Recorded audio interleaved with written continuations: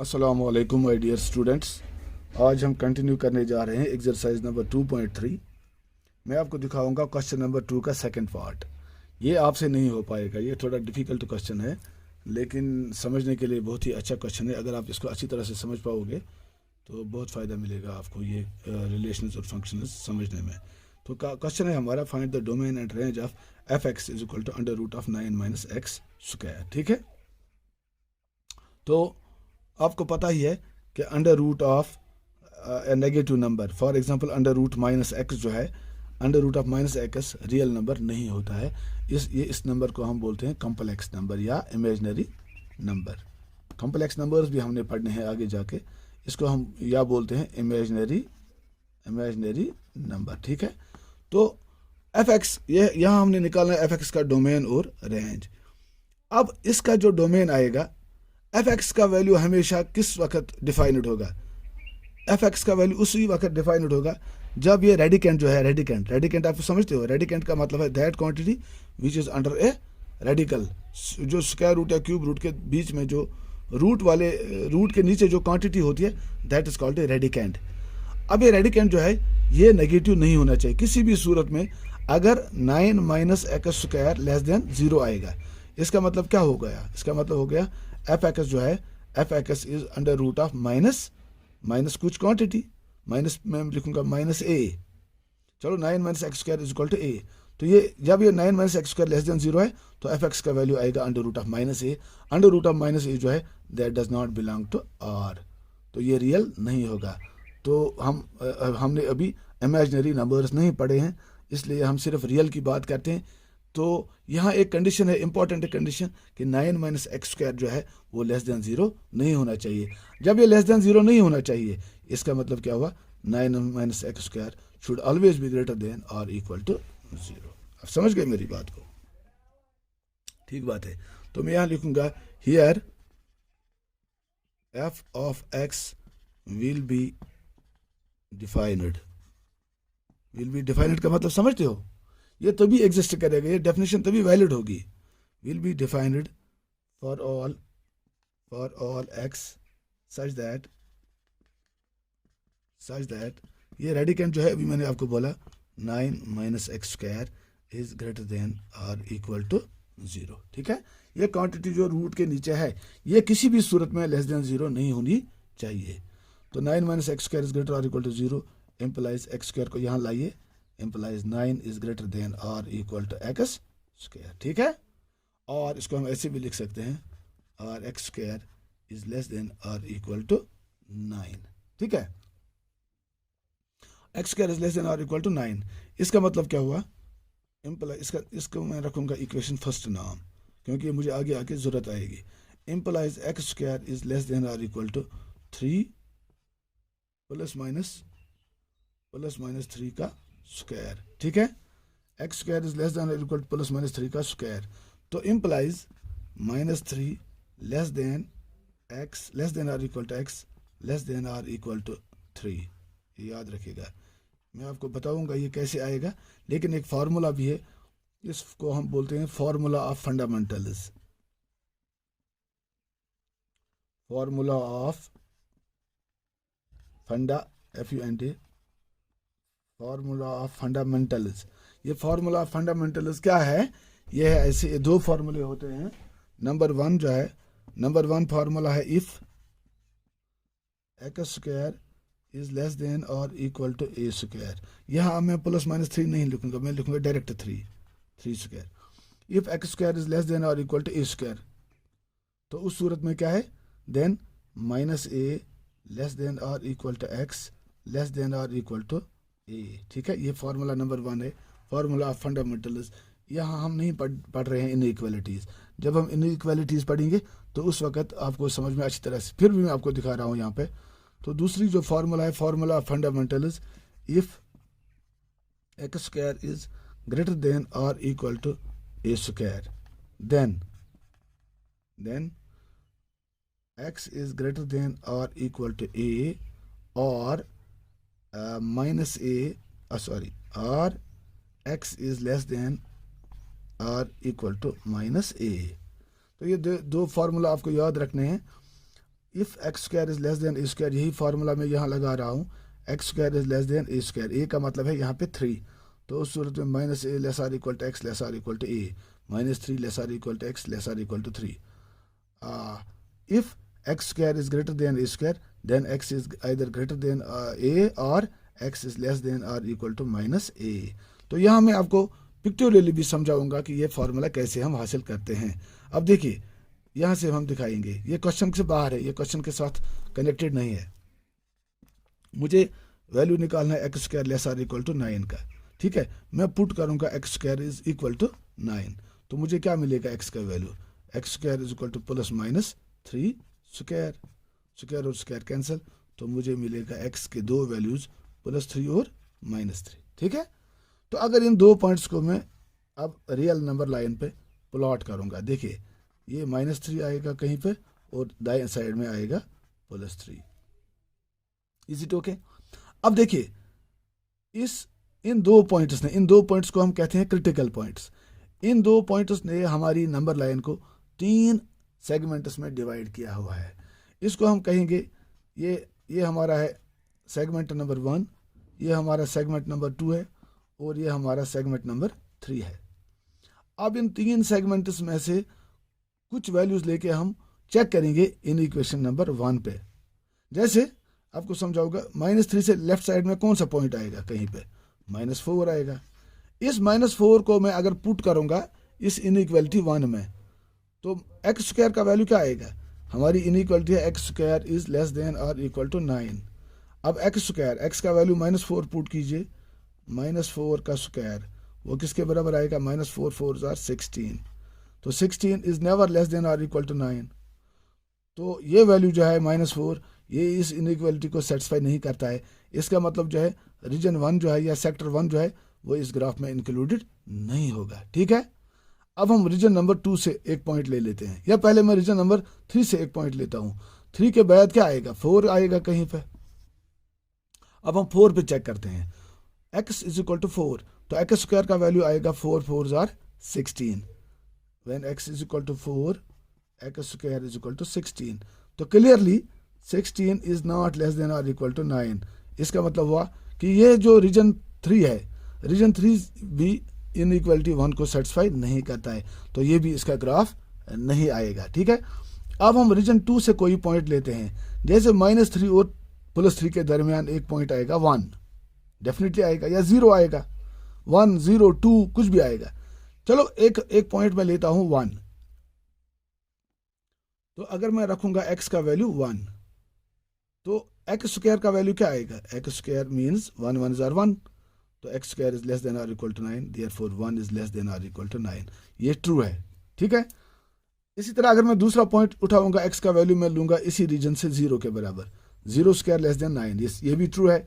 अगर मैं उठाऊंगा इसका वैल्यू -2 और +4, X square is 4 is also less than और इक्वल 9, तो रीजन 2 जो है, रीजन 2 में कोई भी पॉइंट आप ले लीजिए वो इस इनइक्वालिटी को सेटिस्फाई करेगा ही करेगा.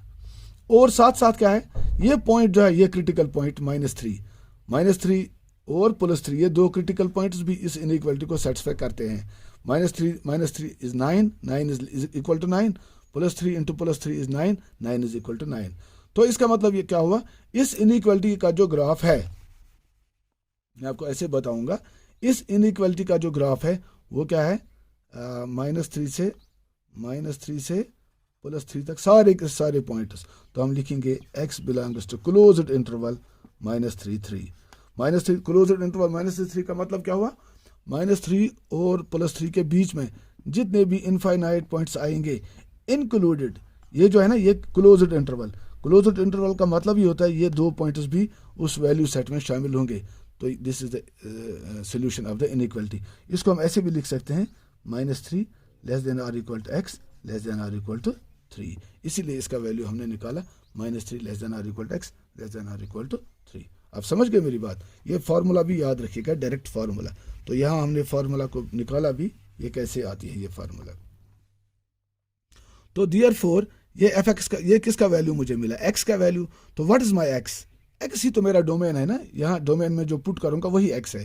सो देयरफॉर मैं लिखूंगा domain of f is equal to x is equal to x ऐसे लिखूंगा मैं, such that -3 lesser equal to x lesser equal to 3। ठीक है, तो इसका डोमेन क्या आएगा, -3 और 3 के दरमियान, और मैं लिखूंगा domain of f is equal to x belongs to closed interval -3, इसको ऐसे भी लिखा जाता है। आप समझ गए मेरी बात। सो डोमेन हमने निकाल लिया इसका, -3 और 3 के बीच में इसका डोमेन होगा, -3 से पहले -3 के बाद इसके डोमेन में कोई भी पॉइंट नहीं आएगा।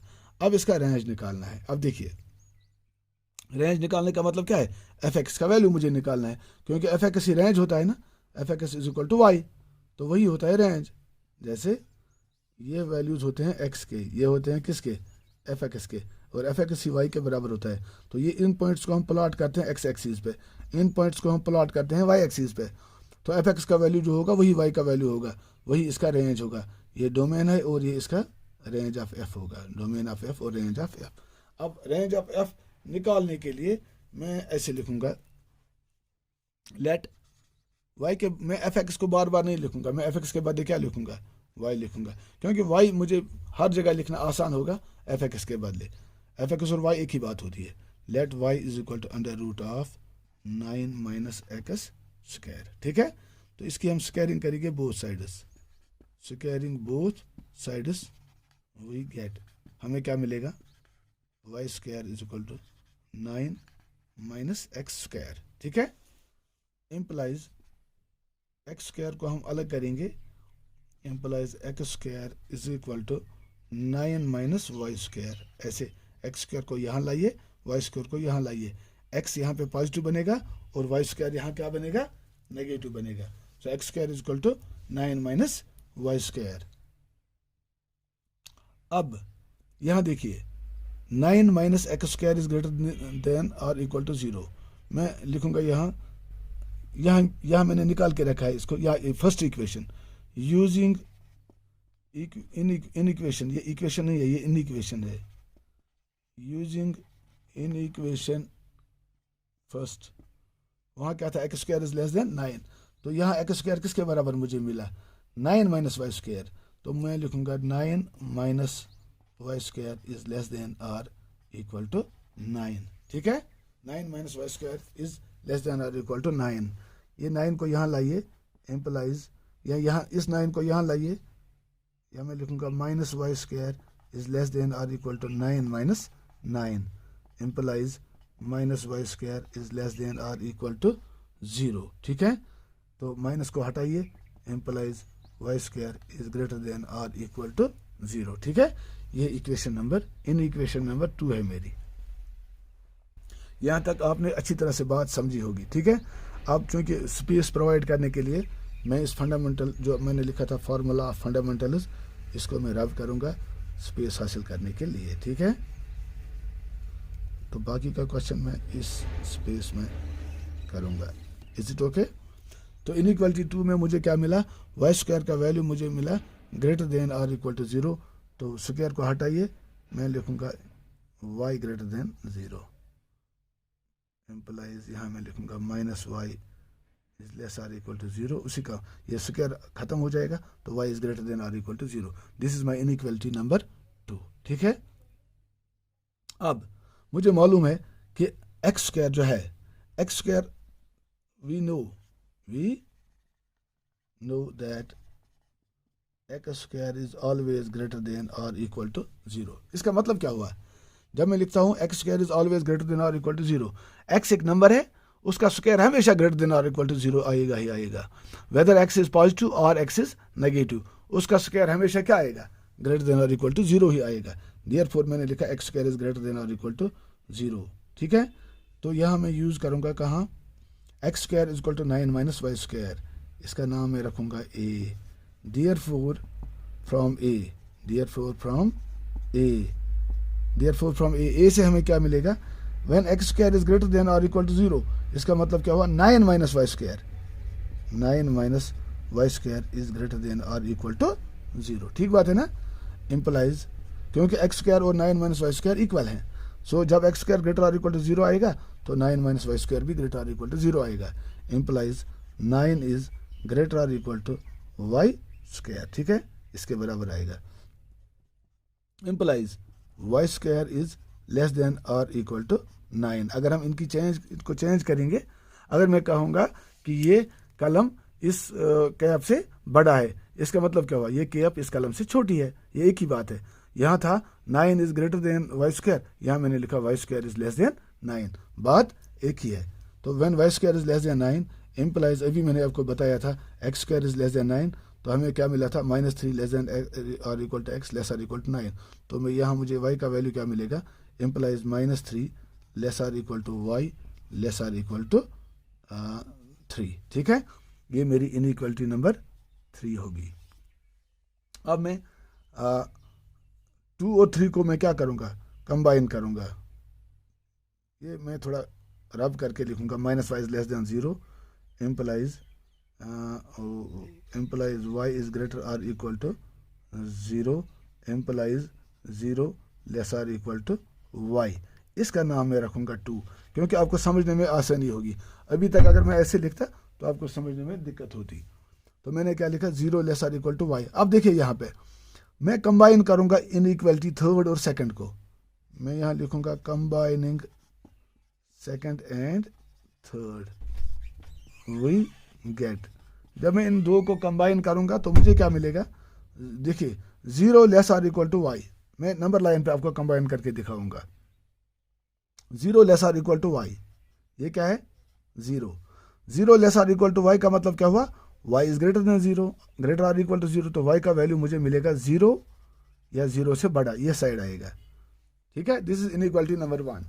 अब इनइक्वालिटी नंबर 2, 0 लेस और equal to y means y is greater और इक्वल टू 0, तो उसका ग्राफ ये आएगा, y इज ग्रेटर और इक्वल टू 0, 0 और ये बड़ा, जितने भी बड़े वैल्यूज हैं पॉजिटिव साइड में, ये आएगा इसका ग्राफ। ये पोर्शन, दिस पोर्शन थोड़ा मोटा करके मैं दिखाऊंगा इसको। This is the graph of inequality number 2। अब इनइक्वालिटी नंबर 3 क्या है, -3 लेस और इक्वल टू y लेस और इक्वल टू 3। अभी मैंने आपको दिखाया था कि ये -3 होगा और ये +3 होगा। ठीक है, तो इनका ग्राफ आएगा, ये दूसरी इनइक्वालिटी 3 का ग्राफ आएगा यहाँ से यहाँ तक। अब इन दो ग्राफ्स का इंटरसेक्शन जो है वो यहाँ से यहाँ तक है, इसका इंटरसेक्शन। ठीक है, जब मैं कंबाइन करूँगा तो कॉम्बिनेशन के बाद मुझे क्या मिलेगा, इन दो ग्राफ्स का इंटरसेक्शन, वो मुझे मिलेगा क्लोज्ड इंटरवल 0 to 3। आप समझ गए मेरी बात। तो जब मैं कंबाइन करूँगा, combining second and third, we get 0 less और इक्वल टू y लेस और इक्वल टू 3। ठीक है, देयरफॉर यही इसका रेंज होगा। Therefore range of f is equal to set y such that 0 less और इक्वल टू y लेस और equal to 3, या मैं इसको ऐसे लिखूँगा, और range of f is equal to y belongs to closed interval 0,3। इसका आंसर आएगा। अब बात अच्छी तरह से समझ में आई होगी। इस क्वेश्चन को एक बार नहीं, 2 बार नहीं, 3 बार फिर रिपीट करके अंडरस्टैंड करने की कोशिश कीजिएगा। ठीक है, ओके, मैं इसको रब करता हूँ।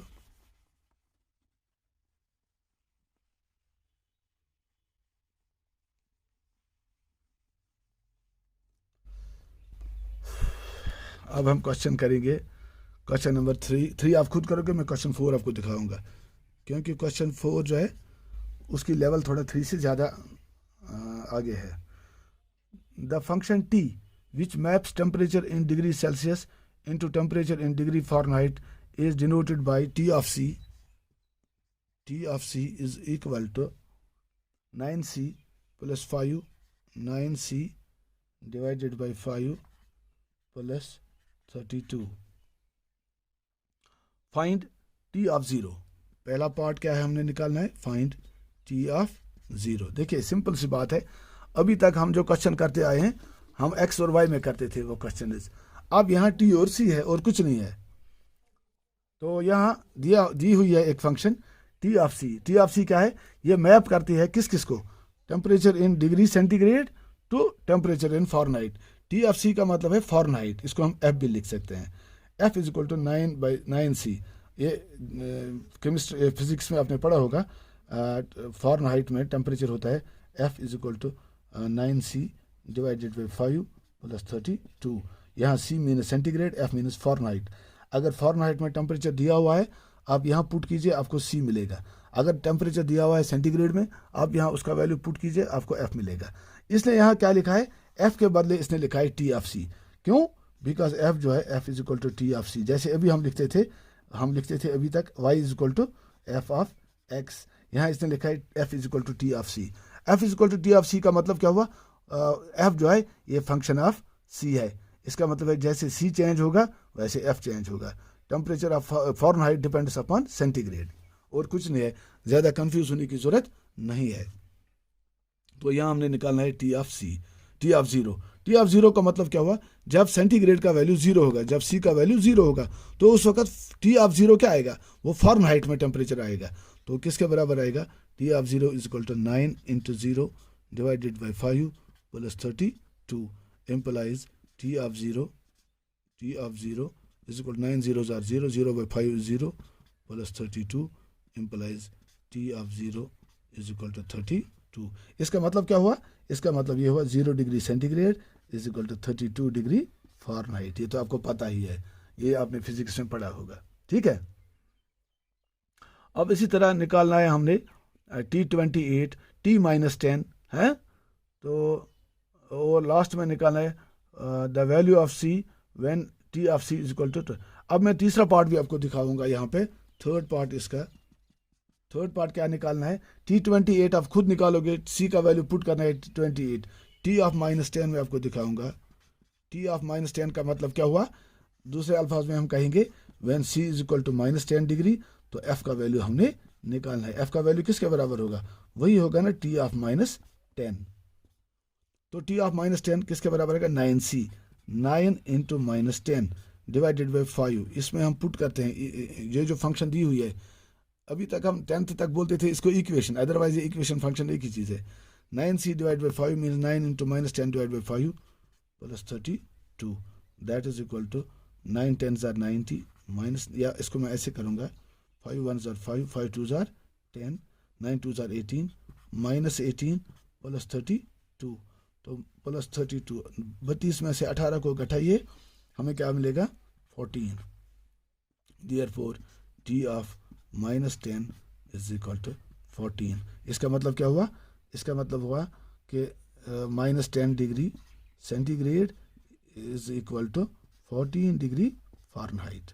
ठीक है, -10 degree c is equal to 14 degree Fahrenheit. Is it okay? अब इस क्वेश्चन का लास्ट पार्ट जो है, इसीलिए मैंने ये क्वेश्चन आपको दिखाया, fourth part. The value of C when T of C is equal to 212, T of C 212। इसका मतलब क्या हुआ, इसका मतलब यहाँ दिया हुआ है फ़ारेनहाइट जो है, Fahrenheit is equal to f is equal to 212 degree Fahrenheit को हमने करना है किस में convert, is equal to dash degree centigrade में चेंज करना है, और कुछ नहीं करना है। तो यहाँ मैं लिखूंगा T of C is equal to 212 implies 9c। T of C यहाँ लेफ्ट साइड का वैल्यू दिया हुआ है, यहाँ इस इक्वेशन हमारी फंक्शन थी T of C is equal 9c by 5 plus 32। T of C का वैल्यू दिया हुआ है वो किसके बराबर है, 212। तो मैं यहाँ लिखूंगा 212 is equal to 9c divided by 5 plus 32। ठीक है, implies 9c by 5 is equal to 212 minus 32। तो यहाँ मैं लिखूंगा implies 9c by 5 is equal to 212 में से 32 180 हमें मिलेगा, 220 ठीक है 180। तो इम्प्लाइज c किसके बराबर मुझे मिलेगा 180 × 5/9। ये 9/5 यहाँ आके इसका उलट पुलट हो जाएगा, 9 1s 9 2s are 18, 9 0s are 0, 20 × 5 is 100, so therefore c is equal to 100 degree. तो इसका आंसर आ गया। This completes your question number 4। अब क्वेश्चन 3 जो है, a function f is defined by f(x) is equal to 2x - 5, find the values of f0 f7। ये तो बिल्कुल इजी क्वेश्चन है, ऐसे ही हमने वैल्यूज पुट करने हैं और कुछ नहीं करना है।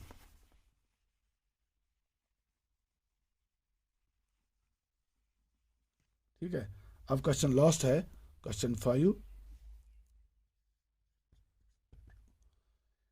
क्वेश्चन 5 क्या है, find range of each of the following functions. पहला पार्ट है f of x is equal to 2 - 3x, 2 - 3x, where x belongs to R x is greater then 0। देखिए यहाँ डोमेन इसका दिया हुआ है, इसका डोमेन है x, है ना, x बिलोंग्स टू R, इसका डोमेन रियल है, but x is greater then 0, इसका मतलब क्या हुआ, पॉजिटिव डोमेन विदाउट 0।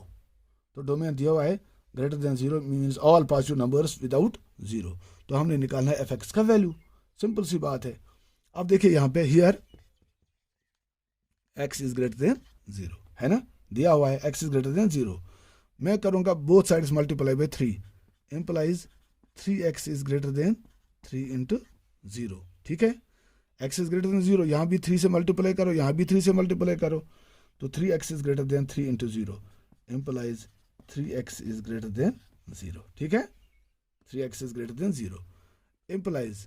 अब यहाँ क्या है, क्वेश्चन है मेरा f x is equal to 2 minus 3x। मैं यही इसका वैल्यू निकालने की कोशिश करूँगा। पहले मुझे x का वैल्यू पता था, x is greater then 0, x की वसादत से मैंने निकाला 3x का वैल्यू। अब 3x इज ग्रेटर देन 0, यहाँ है minus 3x, implies minus 3x क्या आएगा, लेस देन 0 आएगा, है ना। When 3x is greater then 0, minus 3x क्या आएगा, लेस देन 0। अब 2 करूँगा ऐड में both sides, implies 2 minus 3x is less than 2 plus 0, ठीक है। या ऐसे मैं आपको दिखाऊंगा, यहाँ आप कंफ्यूज हो जाओगे। मैं लिखूंगा implies minus 3x plus 2 is less than 0 plus 2। Inequalities में हम कुछ भी कर सकते हैं, दोनों साइड्स में ऐड भी कर सकते हैं एक ही नंबर, सब्ट्रैक्ट भी कर सकते हैं, और डिवाइड भी कर सकते हैं, मल्टीप्लाई भी कर सकते हैं। लेकिन मल्टीप्लाई और डिवाइड करते वक्त अगर नेगेटिव नंबर होगा तो उस सूरत में इनइक्वालिटी की साइन चेंज होती है। यहाँ मैंने क्या किया, यहाँ देखिए, यहाँ मैंने किया था पहले 3x इंटू, मैंने प्लस 3 से मल्टीप्लाई किया था, तो इस वक्त इनइक्वालिटी चेंज नहीं हुई। यहाँ मैंने क्या किया, 3x इज ग्रेटर देन 0, मैंने -1 से मल्टीप्लाई किया, ये बनेगा -3x, यहाँ इनइक्वालिटी चेंज होगी, -1 इंटू 0 इज 0, ठीक है। तो यहाँ मैंने +2 किया, ऐड किया 2, तो इसमें इनइक्वालिटी में कोई फ़र्क नहीं आएगी। तो implies -3x plus 2 is less than 0 plus 2, implies -3x plus 2 के बदले में लिखूंगा 2 minus 3x is less than 2 plus 0 is 2, ठीक है। अब देखिए 2 माइनस 3x क्या है, 2 माइनस 3x ही तो एफ एक्स है, तो मैं लिखूंगा implies 2 minus 3x is less than 2, मैं लिखूंगा implies F x is less than 2। और एफ एक्स क्या है, एफ एक्स ही तो y है, एफ एक्स ही तो इसका रेंज है, देयरफॉर मैं लिखूंगा therefore range of f is equal to set x such that x नहीं सॉरी, मैं लिखूंगा f of x such that f of x is less than 2, या मैं लिखूंगा और range of f is equal to y such that y less than 2, या मैं लिखूंगा और range of f is equal to y belongs to less than 2 का मतलब क्या हुआ, लेस देन 2 का मतलब हुआ minus infinity less than 2 to 2। देखिए ऐसे